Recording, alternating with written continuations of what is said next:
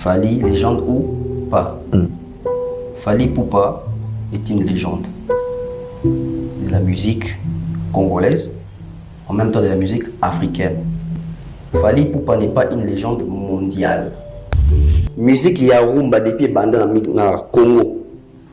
Nano album rumba, to musique rumba, ils ont disque d'or. Nabi album rumba, nabi te Tokos, Formule 7, ils ont un disque d'or. Bref, ce dobi bon c'est que tout baba légende. Marambo lobi, eza marambo ferazanango. Marambo lobi eza marambo inospi azanango. Marambo lobi eza marambo héritier azanango. Marambo lobi eza marambo Fabregas azanango. Mais c'est que tout baba légende. Non. Makambo, on a dit que bien la dinga bien te. Na landio très bien. Ça dans dinga bien ngotanga bakombo batotangite. On la dinga bien te. Dans la bête les solo ya influence durable. Bah Michel Otangi biso la majorité influence na bongo kaka na Congo. Il y a autant na bakombo na biba ba légende na Congo. Ferré. Non, il n'a pas ça. Il n'a pas ça. À part quand des Gauthier Serbi qui est moi à faire ça en voix. Est-ce que quand même débat tant que bande de babola va pas faire la légende. Mais bon ba conscient qu'ils ont fait des blue rebelles.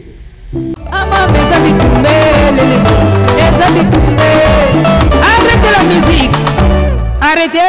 Soit Bikissa. Soit Bikissa, mesdames et messieurs. Big up la famille de Pessibino Mbote. Bonjour. Boalo de TV, la chronique intelligente avec la gourou de son temple, la gladiateur en costard. On est de retour dans ce nouveau numéro, messieurs, dames. Tozongi Lisusu. Et c'est un trop quoi bakiboza ebele. Bolandaka biso et tozalaka boy. Et au salari togonais lengi. Restons ensemble, il n'y aura pas de soucis.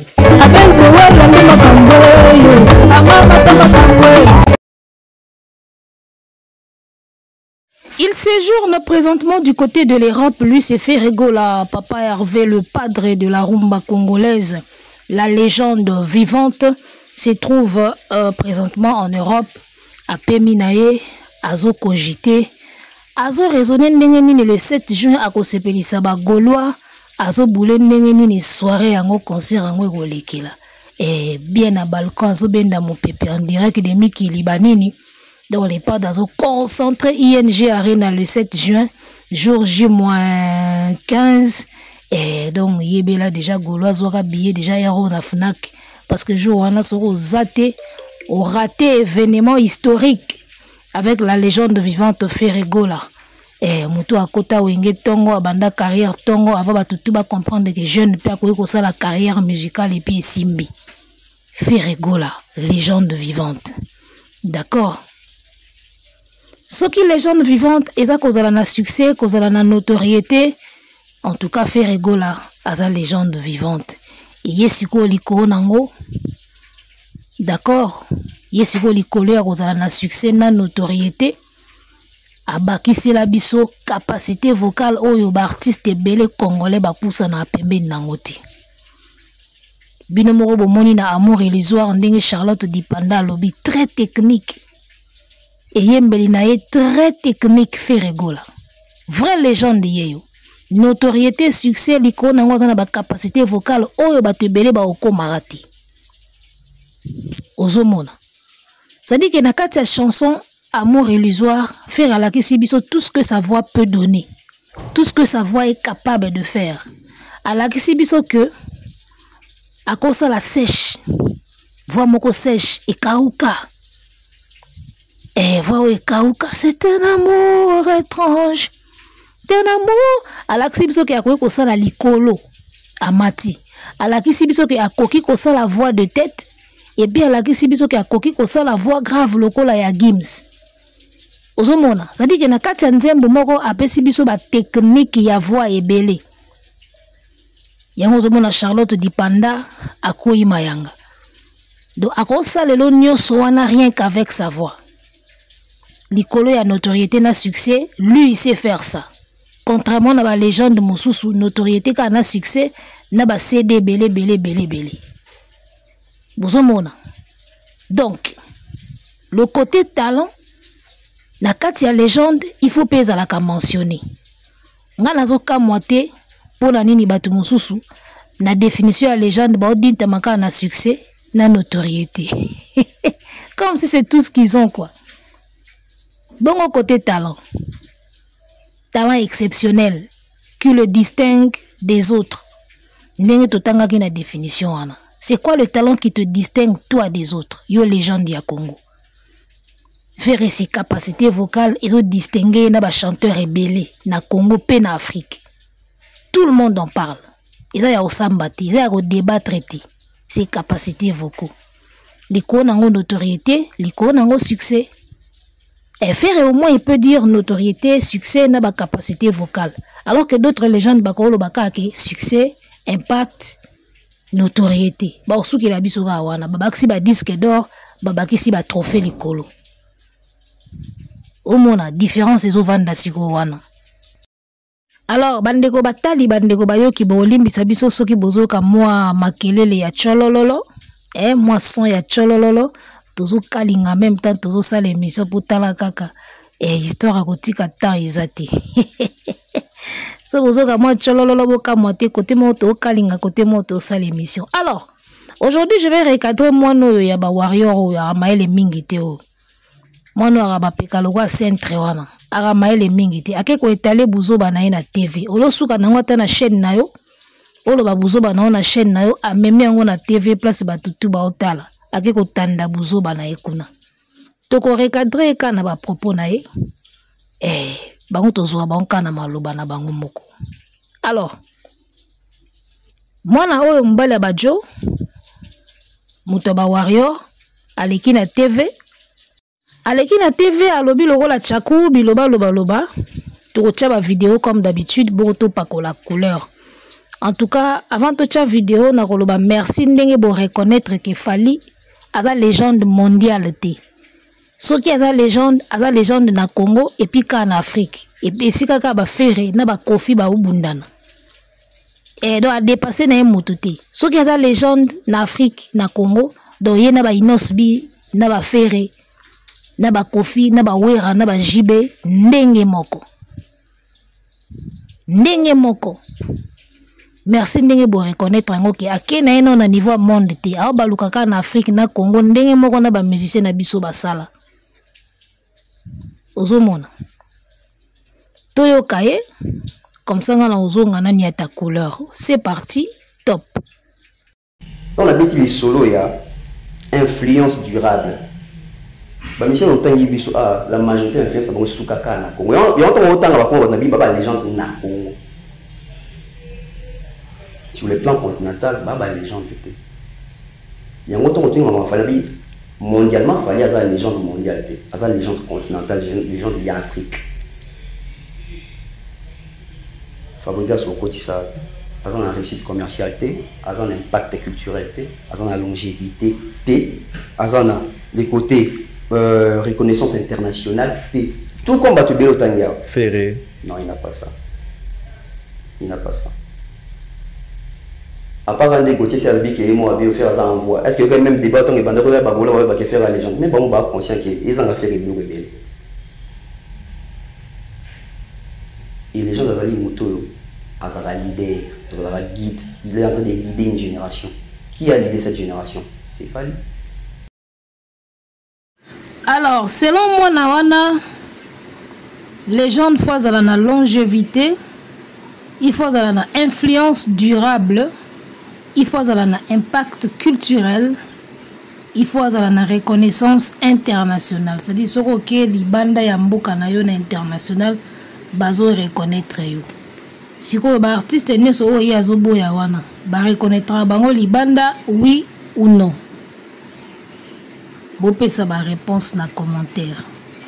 Impact culturel. Soto bitolo bela impact culturel. Quand on parle de la culture est ça, bah défilé des modes T. Culture est ali, nombre ya ba featuring T. Impact culturel et ça le gros là ba impact oyo. Musique nabiso et ça là na ba Côte d'Ivoire. Oyo boté là bango style mobimba ou ba benga ka coupé décalé. Ndombolo impacta libanda. Pour Ndombolo mute bota style musical o e koma Yamboka Mobimba, Côte d'Ivoire, et ainsi de suite. Arafat témoin, Yemora Lobango ke influence et Outana Congo. Bill Clinton, Tsengo Koudibende, le père d'Arafat, Mouto Asala qui est coupé, décalé, et Mouto Asala qui est le père qui a coupé, décalé, DJ Arafat Azala. Parce que Bill a existé, Ndi Arafat P. Abima. Ouan les impacts durable été. Ouan les impacts durable été. Ou inspiré Moutumoro Boy Abimi a commis le leader ya mouvement moko ya musique bazo benga et coupé décalé. Et c'est impact durable parce que coupé décalé aussi la leloté. Mouta créé Ndombolo. Ndombolo et bota musique ya Côte d'Ivoire. Et ça influence durable.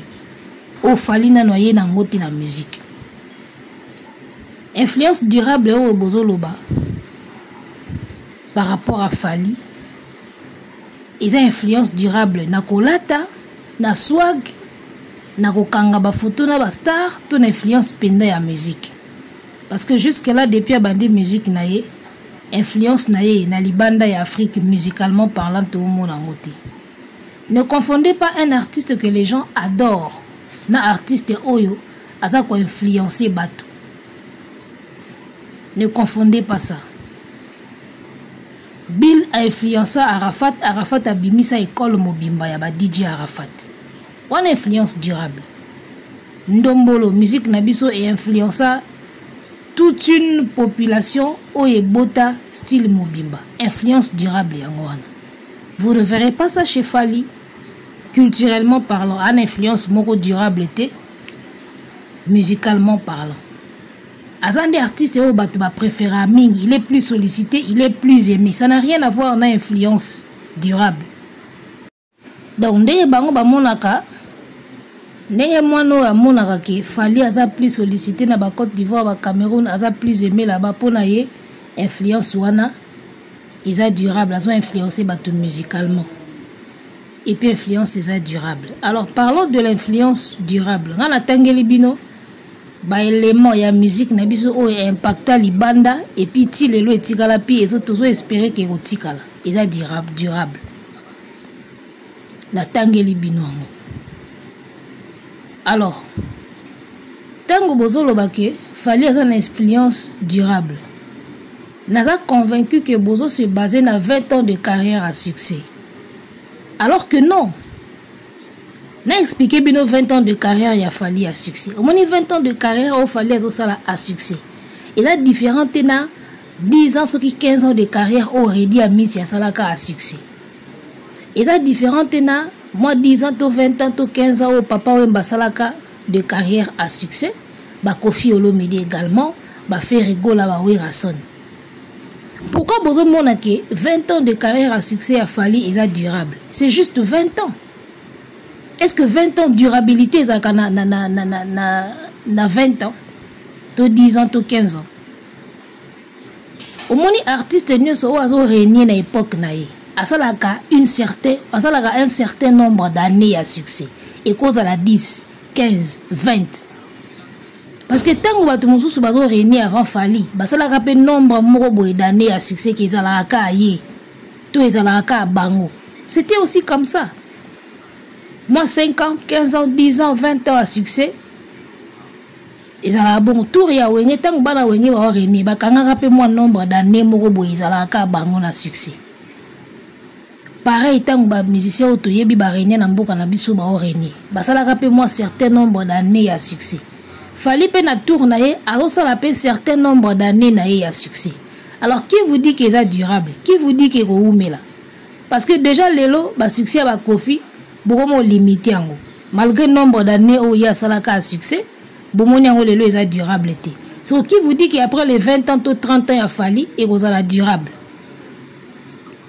Vous avez réfléchir ça ba warrior. Au moins vous réfléchir ça. Tant que maman Betty ba reniaka. Akanga rappelle moi certain nombre d'années na à succès qui a Betty. Après a écoleka. Pourquoi pensez-vous que 20 ans a fallu et ça beaucoup plus? Bon, il a peut-être beaucoup plus par rapport à Baninga, mais c'est beaucoup plus par rapport à durabilité, vous pensez? Parce que impact Yandombolo sur les autres musiques, et Banda et Zala peut toujours espérer que Kozala Kaka. Impact Yababil, Naba Arafat, tout le monde, même si Arafat a Koufi, ils ont continué à se faire sentir. Impact Yarumba. Au DJ Arafat Alba que l'inspiration vient du Congo. Celui qui ne va pas l'admettre ne va pas évoluer. Impact aux musiques Nabi c'est la Libanda. Il est durable. Talaka époque où tu impactaka, ti les lois ils ont continué impact nango ils ont continué à exister quoi. Impact nango ils ont continué à exister. Aujourd'hui rap français. Oh bango moko ba français ba salaki émission basala qui analyse moko balobi c'est la musique congolaise qui nourrit maintenant le rap français. Ça c'est une influence durable. Ozi ba sapé comme jamais. Ozi ba son o ba Black ba naza ba rappeur français belé à succès. Bazo s'inspirer na ba musique congolaise. Ça c'est un impact durable les gars. Donc partagez les bino liés à documentaire wana o mundele moko asala ye moko azako admettre que c'est la musique congolaise qui nourrit maintenant le rap français. Cette musique congolaise qui nourrit la musique, le rap français RO l'an 2000. Ça, c'est de l'impact durable. Et vous pensez qu'après les 20 ans, 30 ans de carrière à Fali, musique naïe banda ko impacté li banda boy. Fali aza juste na temps naïe. Ce qui va se passer après toyebité. Nenge ba feri, ba wera, ba papa yemba ba kofi pe bazaki na temps na bango. Et zaki pe moi 10 ans, 15 ans, 20 ans de carrière moro boy. C'est que Lelo Warrior a on dirait 20 ans de carrière à succès à Fali et c'est éternel. C'est que ceux qui ont 15 ans, il y a papa, il y a 10 ans, il y a Kofi, tout le monde a calculé tes méthodes, il y a 10 ans, il y a papa, il y a 15 ans, il y a Kofi, Lelo déjà bon mon ango qui est éternel. Si vous pensez-vous que 20 ans ou 30 ans, il y a Fali, c'est éternel. Vous risquerez de voir Fali carrière et Sili et il part avec tout ce qu'il a fait. Et là, au moins, il qualité. Ça peut arriver. Araignée, à Toki ba disque, à Toki ba certification, mais tant carrière ici, linéaire, et là au moins petite qualité. Ça peut arriver. Hein? Et ça peut arriver. Aussi si ma carrière, fin carrière, boy, ma kamuno nyoso et silika na yo, et là au moins petite qualité. Ça peut arriver. Donc, moto à la tiba ba chapeau, à l'équipe de TV, yé pour naye, influence durable, et ça 20 ans de carrière à succès. Mais après les 20 ans là, qu'est-ce qui va rester? Qu'est-ce que vous pensez qui va rester après les 20 ans? Ce que notre musique a fait comme impact ailleurs, til et ils ont continué. Et puis qu'on continue. Mais après les 20 ans de carrière à Fali, que pensez-vous qu'il y a là? Et là, vous pensez qu'il faut continuer. C'est là où est le problème. Et c'est là où est le problème dans les légendes Nabino.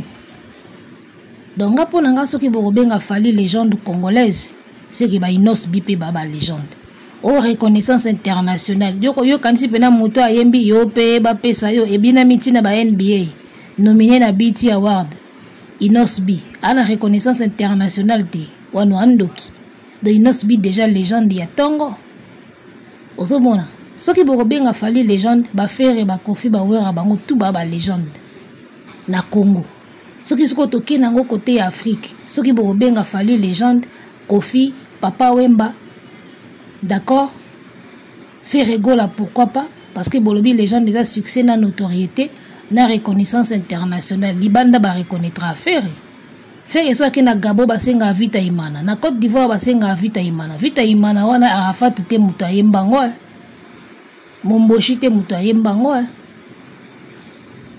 Bozo mona. Donc ba élément o bozo tanga. C'est vrai que Fali aujourd'hui a la récompense au baninga na bazana ngote. Mais ba élément na bino o eza ko sala légende. To kuta on peut pas musicien mususu. Au reconnaissance internationale, au impact culturel. Vous pensez que Fali a impacté culturellement plus que les Wenge? Je ne pense pas. Fali a impacté culturellement que les Wenge. Tiako la auto beta e Wenge na Bercy. Abeta yelo ka Fali te pourquoi? Vous risquerez d'être surpris. Na fin carrière, il a fallu tout part avec lui. Et là, au mot qualité. Et là, moko etikalité. Vous risquerez de voir ça. Moutamemi elo moko na musique te. Abakisi elo moko na musique te. D'accord? Mais bozo mona lokola ki légende na ye et ki légende ya ba Kofi na ya ba Inosbi na ya ba Ferre na ya ba Wera. Mais non. Et puis bevazo kende koloba nini o Kofi abakisa note nini na musique. Ba note musicale ezalaka do ré mi fa so. Ah papa. Ba Mozart na ba Beethoven kutu babakisa ba note te. Ba utilisaka les mêmes notes ba sala na ngonde ba merveille. C'est ça le travail. Il ne suffit pas de créer une note musicale yasika. Il suffit qu'à une note wana ils a déjà base. On n'invente pas la roue. Mais à partir de ce qui est donné, fait les merveilles. Il faut à la kizengi pour penser que musicien il faut ya ko bakisa note moko asika na musique. Do ré mi fa sol la si do ya bakisa soki x y z. Non, on n'en a pas besoin. Ba note o ka ba wana. Base wana ka ya musique. Sers-toi de ça pour bimsela biso ba merveille. C'est là où on découvre les génies. Quand on a note wana tala biloko ba Mozart basala, ba Beethoven basala. Quand on a cette note musicale, ce qu'ils a 7 je crois. Quand on a cette note wana tala biloko ba Pavarotti ba bimisa. Ils ont les kambuti ya ko créer note asika. Ils ont les kambu sort nous les merveilles à partir de ce qui est déjà fait. Cette note musicale wana tozaka nango ba porter ba nini biloko wana tu ba bengaka. Quand on a do ré mi fa sol la si wana. Pesa biso sko ba merveille. C'est ça la magie d'un artiste. On a besoin d'inventer notre assikate. C'est ça la magie d'un artiste. Quand on a cette note wana, yela biso sko elo mo yasika. Na cette note wana. C'est-à-dire que tout le monde utilise les mêmes 7 notes musicales. Mais aussi quand on a cette note wana, ou yeli biso style moko musical yasika. C'est ça le génie. O fallait au tika lo salate. Eh, qui génie c'est quoi evandinde wana. Cette note musicale, o batutu basali laka. Bimi c'est la biso sko rythme asika eloko asika. Eza te ko yo ko moyemba de ba nzembo mo so ba yo nzembo noto ndeto sto yo kango. Oyembi nzembo moko bo ndike si ebeta déjà. Ozo ka nzembo ya sika ba biso nzembo asika mais ozo ka ndike so yo kango déjà. T'es pas un génie. Cette note musicale fait nous sortir et l'on va sikana cette note wana ou tout bazako utiliser. C'est là où on voit les génies. Et c'est là où Fally n'est pas. Depuis bobandi ko tanga ba définition ba légende, bozo kimaka à côté talent. Bo tanga nyoso sauf ka à côté talent. Na ba capacité oyo artiste a koza nango en dehors ya ba ninga nai. Côté wana bo vendre lango te. Parce que bobi ke côté wana mutu na bino agani makasi te. Il ne suffit pas d'inventer la roue. Avec la roue, c'est la merveille. Aussi, Leonardo da Vinci. Ba couleur na peinture, tous à la 5 couleurs primaires. Rouge, jaune, bleu, blanc, noir.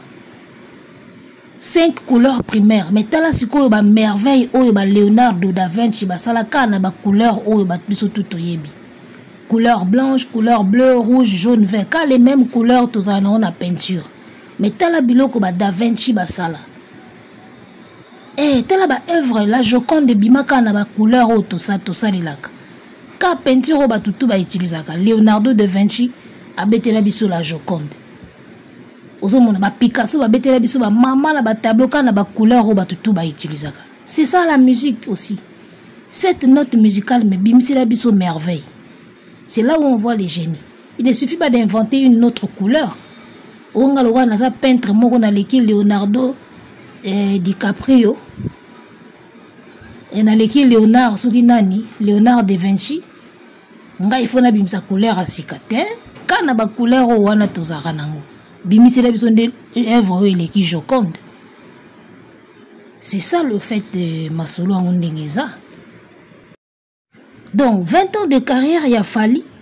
Vous pensez que c'est de l'éternité. 20 ans n'est pas une éternité. À tous les 20 ans de carrière à succès, ce n'est pas l'éternité. Même 30 ans, même 50 ans de carrière à succès. Et ça, éternalité. Après 20 ans de carrière à succès, on peut tout oublier. Tout. Après 20 ans de carrière à succès, je te rappelle qu'on peut tout oublier. Tout dans les oubliettes. 20 ans de carrière à succès et après ça, te boussani tout. si tu te donnes pas la peine de laisser des œuvres durables, on peut t'oublier, d'accord?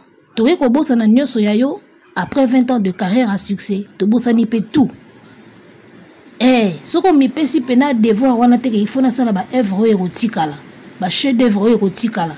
20 ans de carrière à succès, après ça, on peut oublier tout de toi. Toko bossana. Toké na makambo disque d'or. Moi no beva lobby. Fali Ipupa. Banda musique na biso e banda. Première fois, rumba ezwa disque d'or. Mais aussi, TH ya JB ezalaka rumba. Ezwa disque d'or. Loya Kofi ezalaka pe album rumba Nandombolo. Ezwa disque d'or. Solo la bien ya Wera. Ezwa disque d'or. Ezalaki pe ka rumba congolaise. Musique na biso. Fabregas. Album Nelly Bosso ezwa disque d'or. Yo moko Fali droit chemin ezwa disque d'or. Ozomona donc album ya Liboso te oyo rumba ezui disque d'or eza ya Fali te. Bon mais pourquoi na tangi ba disque d'or nyonso na ya Moniato? Bino nde mutu bomona ngo Moniato. Tango Fali azwaka droit chemin disque d'or amona ngo danger. Tango sikoyo aye kozwa ya Snap atimbeli ke lokola batu tu bazwaka o nga nazwa na droit chemin to boya sikoyo to diminuer wana to lobakiza na tina te ya Snap nde eza danger. Pour na nini? Parce qu'il s'est rendu compte que na disque d'or o yazwaka na droit chemin il ne sera pas le seul. Pour yalinga azaka le seul. Yalinga azaka le seul. Donc ce qui toki na ba disque d'or wana aza le seul te parce que batu bazwa ngo avant ye baza. Kofi azwa, JB azwa, Wera azwa, Fabregas azwa. Ozomona. Lokola yalinga azala ye moko na makambo nyonso. Yango moni ba minimiser siko ba disque d'or wana pour lokola ye azana oya Snap abima siko au danger. Ozomona. Donc ce qui bolobi formule 7 est la première rumba où ils disque d'or bokosi parce que l'album tout ba Wera ba JB bazwa ezaki ba disque d'or ya album na bango rumba. Nga nazo sangisa ba disque d'or ba Wera ba JB ba Kofi bazwa na ba Fabregas nazo sangisa ngo na oye moko Fali azwa na droit chemin ba disque d'or wana neso bobenga ya Moniato nga na benga ngo ya Moniato te. Ata o producteur ye moko mutapesa apesa pour avoir vendu un certain nombre d'albums. Ce qui n'est pas faux déjà. Ce qui n'est pas faux parce que disque d'or ezaka kaka elakisi ki oteki au-delà ya seuil moko boy. Nde ba pesa ke loko wana ba succès o ba star na biso wana ba sala na ba Congo na ba Afrique en tout cas so ba episinga ke ba teka au delà ya ba nombre moko boyenga na go boya ngote bino nde mbomona disque d'or wana eza ya faux tango boye kozo ya Snap nde bobimisi wana ya faux parce que bo remarquer que eza na maboko ba artiste ebele ozomona donc formule 7 eza album rumba Liboso te ezui disque d'or ba album tout ya ba Kofi ba Wera pe ezwa disque d'or. Et surtout que Formule 7 est un disque d'or export. Nga ba disque d'or tout ya Fali export. Na mona ngoka eza biloko etekami na en Afrique. Parce que ba o lo ba pe pays te. O en dehors ya France, mais en dehors ya France ezo mi wap na katikati ya océan. Bo lo ba pays ti.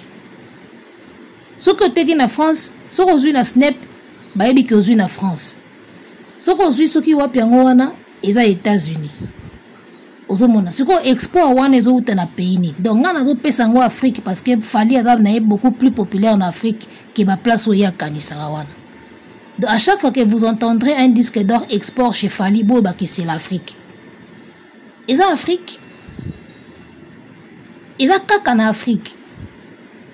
Alors un disque d'or certifié pour teki mingi na Afrique et a différent nini na loi ya Kofi, différence eza wapi na TH ya JB, na solo la B ya Wera. Na amour ya Fabregas et ainsi de suite. Différence est atteinte. Différence est atteinte. Ozomona. Donc, nga na otikala ko considérer jamais que album a Liboso rumba ezui disque eza ya Fali jamais. Du moment où Kofi eza na disque d'or, Wera anango JB anango. D'accord, Fabregas anango. ozomona jamais na ko considérer ka Formule 7 logo la premier album rumba ezui disque d'or boya ba wera na ba jibi esali nini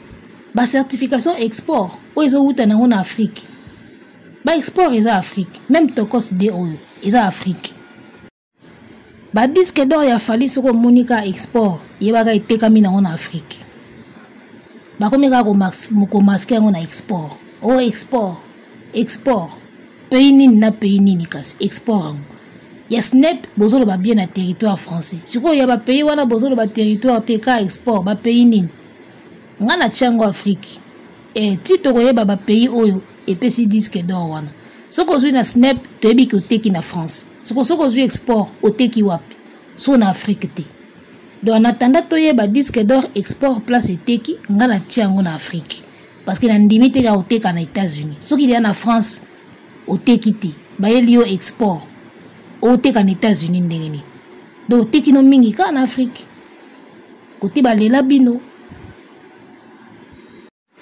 yo label ezaka na France Electra et na France Snap a calculé ka ba vente ya France siko yo zo ba export ya pays nini ezo uta wapi ba export ango soki na Afrique te kote o carton na makasi bomoni la ka Afrique francophone kaka côté bomoni la ga yango wana ozomona donc pour ngai disque d'or ya Formule 7 eza nango différente na ya loi na ya TH na ya solo la bien na ya amour à Fabregas eza nango différente pour nanga parce que ça ba certification ya Afrique et export ya fali la kisi Afrique en attendant balandela te ba pays nini oyo epesi disque d'or wana Snef ezaka France siko export ezaka wapi ngana tiango Afrique donc soki tolobi to calculer ba disque d'or o rumba na biso ezwa fali aza l'échec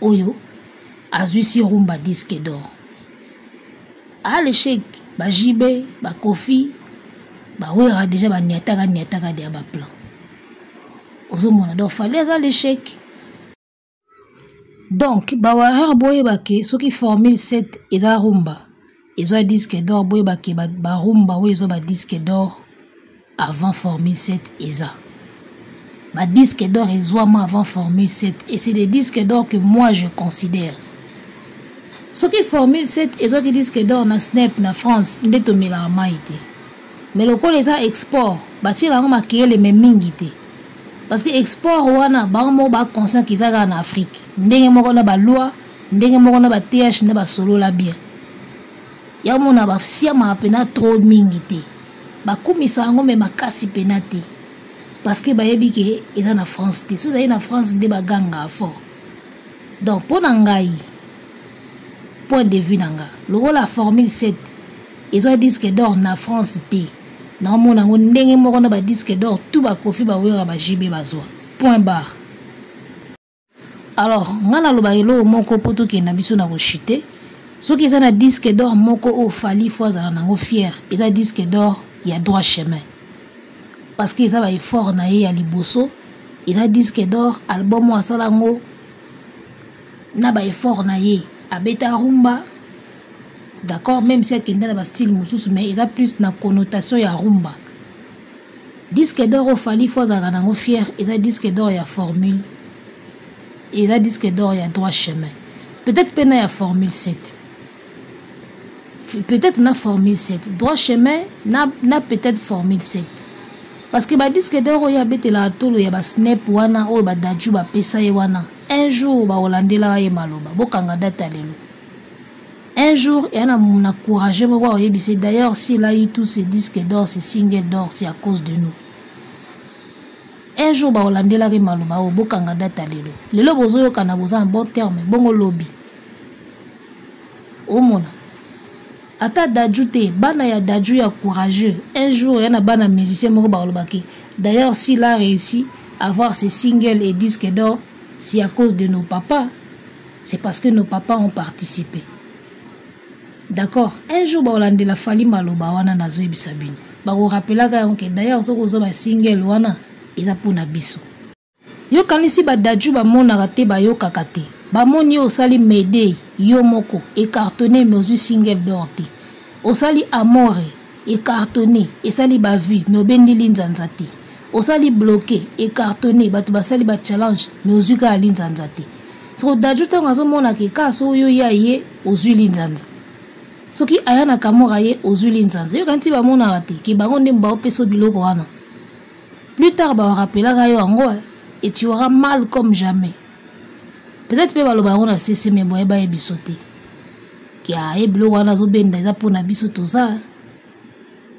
D'accord? Comment tu vas expliquer à tes collègues artistes tout ce que tu as fait comme son yomoko et zo linzanzate, single te.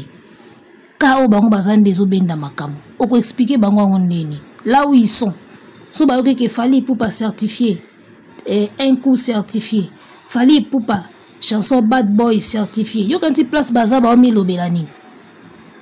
Na mayele na yo place bango ba vandi ba omi lobelani. Tant bazo yo ka yo zo bendaka ba single wana o bango baza.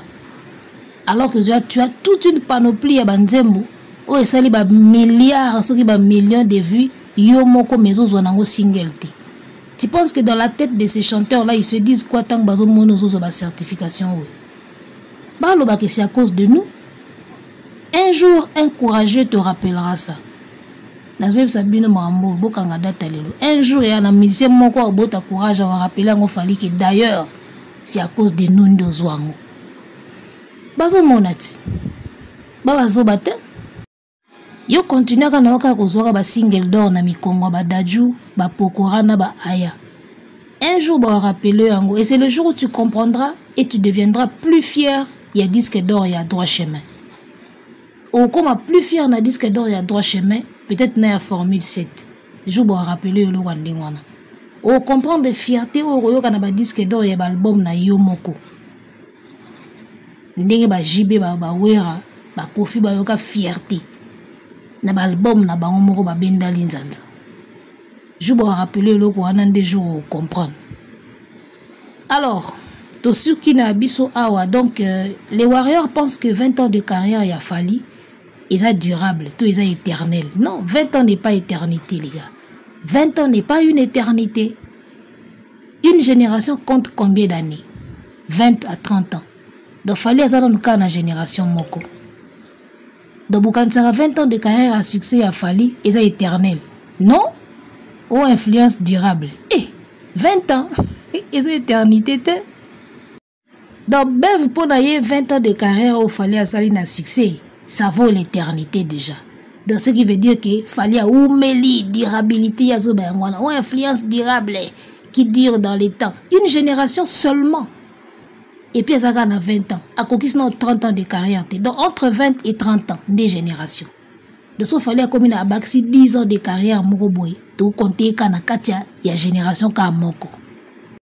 Donc, il fallait qu'on conquisse 20 ans de carrière peut-être l'année prochaine. Atikali na 10 ans moko. 10 ans moko à bakisa. A aux années quand on a génération moko. Parce qu'ils ont là-bas 30 ans. Aux hommes. Donc, Bawareur, quand ça s'y ok. Fallait à oumeli. Si vous voulez mon point de vue par rapport à l'influence durable, au moins nos bébés vazo bomelanzoto. Influence durable. Pour qu'une influence soit durable, il faut que ça tape à 2, 3, 4 générations. Tout ça a 2, 3, 4 générations. Ça dit que l'impact il y a musicien wana et comme il y a 3, 4 générations. Pour qu'une influence soit vraiment durable d'après nga, il faut peiner comme 2, 3, 4 générations. Donc total là, influence il a fallu ce que comme il y a 2, 3, 4 générations. Ah wana tout le monde une influence durable au yozo bomelanzo to na TV. Quand on a 20 ans de carrière, ah na nous quand na génération moko. Entre 20 et 30 ans. Donc, il fallait assez de 30 ans. Donc, il fallait assez nanu nanzela ya génération kamoko. A comme il na génération ngote assez nanu na kati. Ya koko kisaka ya génération moko. Si ko bino mobota la, force nini fallait atikali nango sur le plan musical. Oyo 10 ans lisusu. Ako ko baksela biso 10 ans ya succès pour ça la 30 ans. Ako ça logo la génération mobimba na succès.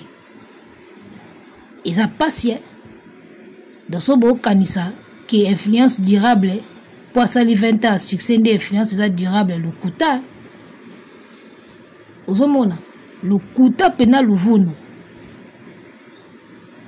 ozomona depuis musique na biso et influencer musique ya libanda to dépasser déjà ba génération hein? Depuis musique na biso et influencer ba musique ya libanda en tout cas ba génération si elle est qui hein? Toko comme appelle la deuxième génération hein? Deux générations déjà si elle est qui hein? Peut-être 3P hein? Ozomona depuis musique na biso et impacta libanda en tout cas moi ba génération elle est qui mais depuis que Fally a sala makamne wa zo sala oyo ana no abunda na ka pa ko sa génération moko na makambo ya zo sala wana parce que une génération dure entre 20 et 30 ans et 20 ans de carrière à succès azo bunda na ka na ko convaincre génération ka moko aya comme la deuxième, troisième, quatrième génération. Vous pensez qu'il a assez de force pour continuer ba newan etikali? Il y a Nazoeb Sabino, Kebabo, surtout qu'après 20 ans de carrière, il part avec tout ce qui est de lui. Et le mot petit qualité. Et 20 ans n'est pas éternité. En bon entendeur, il est bien là. Arrêtez la musique. Arrêtez quoi?